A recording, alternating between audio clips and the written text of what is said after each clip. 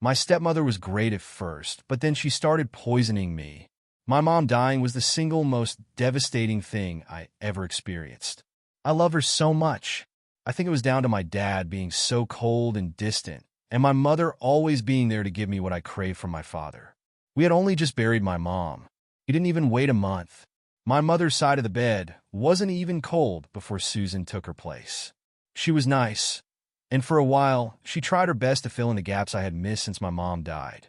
She would take me on trips and buy me stuff. And it did feel nice to have a mother figure in my life again. We were starting to bond. To be honest, if it wasn't for Susan, I would have been alone with my grief. My dad and I were never that close. He worked long hours, and even if he was at home, he was never interested in me. I always got the feeling he resented me. I loved him because he was my dad, but there was no real love there. It wasn't long after the honeymoon that Susan's behavior started to change. It started with my dog. Max was the cutest Jack Russell on the planet. My mother bought him for me when I was sick in the hospital one Christmas. It was to make up for me having to spend Christmas Day on a drip and being too sick to get out of the hospital bed. My dad never liked the dog, and Susan knew this. They argued about him constantly, and after a very heated argument, I woke up to find my dog gone.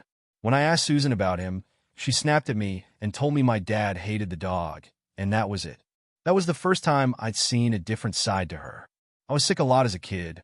The doctors never found a reason for it. So when I started getting sick again, I didn't think much of it. When my dad cooked for us one evening, I was struggling to eat due to the pains in my stomach, so I was just sitting there picking at my dad's lumpy potatoes. This must have annoyed Susan, who was glaring at me from the other side of the table. "If you're not going to eat, you can starve up in your room," she shouted as she picked up my plate and smashed it off the ground. After that night, her behavior completely changed. She became cold and spiteful, and I became weirdly concerned about me eating.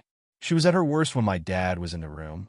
I had to ask her for permission to eat, and depending on her mood, I either starved or she would sit and watch, making sure I ate every morsel of food.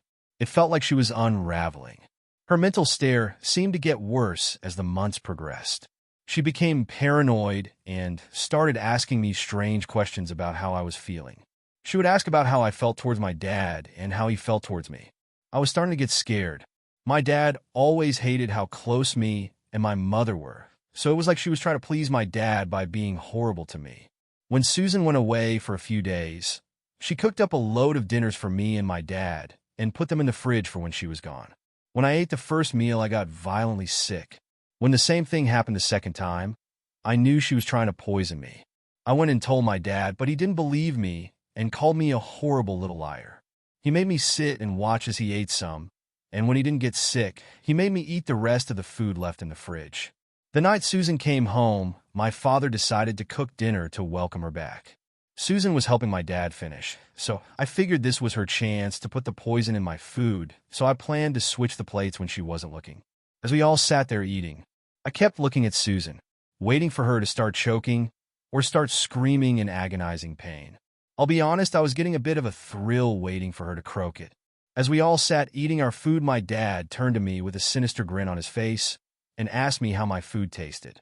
I told him it was the best thing I ever ate while staring at Susan. Then my dad let out a gut-wrenching scream. Holding his throat, he fell to the floor, gasping for breath. I watched in disbelief as my father quickly succumbed to the poison he thought was in my dinner. Susan looked at me and gave me a friendly smile. I couldn't know for sure if he was trying to poison you, so when I went away, I had the food tested. "How did you know he was poisoning me?" I asked. "When I fed Max some of the food you left on your plate, he got sick. When I brought him to the vet, they told me he was poisoned. He should be okay in a couple more days. Now, eat up and we can have ice cream later."